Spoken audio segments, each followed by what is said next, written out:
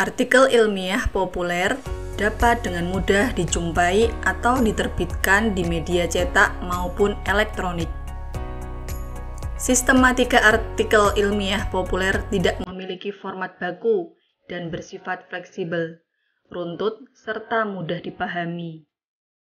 Pada penulisan artikel ilmiah populer berbeda dengan penulisan artikel ilmiah. Penulisan artikel ilmiah syarat dengan kaidah-kaidah ilmiah yang harus diperhatikan oleh penulis baik pada segi isi, kebahasaan, maupun format yang disajikan harus mengikuti kaidah tertentu. Sedangkan pada penulisan artikel ilmiah populer, baik isi, kebahasaan, maupun format, tidak ada kaidah khusus yang harus diikuti. Semua tergantung dari perspektif dan gaya penulis. Bagaimana langkah khusus untuk menyusun artikel ilmiah populer? Mari simak video berikut.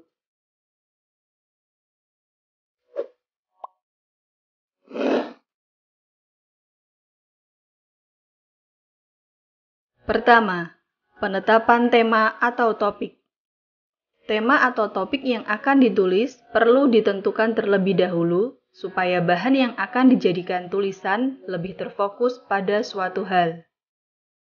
Penentuan tema atau topik tersebut dapat dimulai dari keinginan penulis untuk mengungkap suatu hal atau masalah yang dirasa aktual dan penting. 2. Perumusan tujuan penulisan.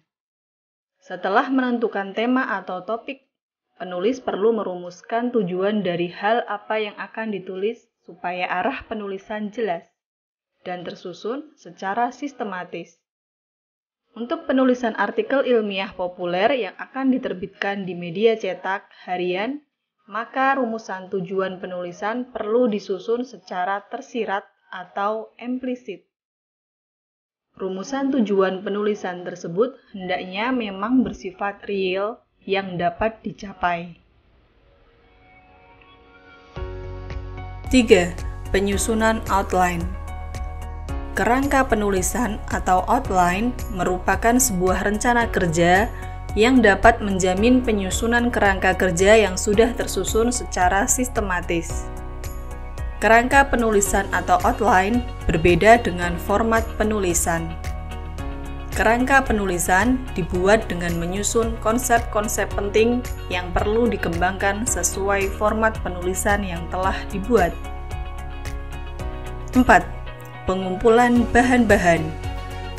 Sebagai upaya untuk membekali para penulis, hendaknya dalam menuliskan sebuah artikel ilmiah populer diharapkan bahwa para calon penulis tersebut telah memiliki bekal permasalahan atau topik yang akan ditulis, beserta referensinya, bahkan setelah mengumpulkan dan mentabulasi data. Berbagai data atau informasi yang sudah ditabulasikan sesuai kebutuhan atau tujuan penulisan merupakan bahan baku untuk menuliskan karya tulis ilmiah dalam wujud artikel. 5. Pengkajian sistematika outline. Outline yang sudah disusun perlu dikaji kembali sehingga menjadi suatu bahan garis besar tulisan yang saling berkesinambungan. Selain itu, sistematika penulisan juga perlu menjadi perhatian utama penulis, sehingga menjadi suatu bahan yang mudah dipahami oleh pembaca. Kesinambungan bukan hanya dilihat dari pokok-pokok dari apa yang ditulis, tetapi juga ditinjau dari ketersediaan data, informasi, atau teori yang telah dikumpulkan. 6. Mengembangkan kerangka penulisan. Setelah kerangka penulisan disusun, maka data atau informasi yang diperlukan perlu disajikan atau dideskripsikan, serta dianalisa atau diwujudkan dalam bentuk kalimat mengenai isi atau makna dari data tersebut. Agar dapat dilakukan dengan mudah, seleksi terlebih dahulu data atau informasi yang memang sangat relevan dan mendukung pada tujuan penulisan. 7. Mengkaji hasil pengembangan outline. Karya tulis sebagai pengembangan outline tersebut merupakan hasil final tetapi masih perlu untuk dikaji kembali, terutama mengenai substansi. Oleh karena itu, sebaiknya penulis tidak terhenti hanya pada pengembangan outline saja, tetapi penulis juga perlu mengkaji kembali tulisan tersebut. Terima kasih sudah menyimak video ini. Salam belajar era digital. Guru tetap belajar walau sudah mengajar. Sampai bertemu di pembahasan materi berikutnya. Terima kasih.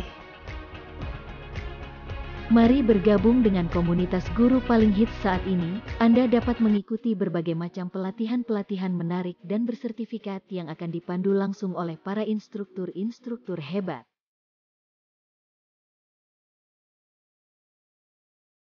Daftarkan diri Anda sekarang juga melalui link yang ada di layar. Pause video ini sejenak untuk mencatat link pendaftarannya. Terima kasih.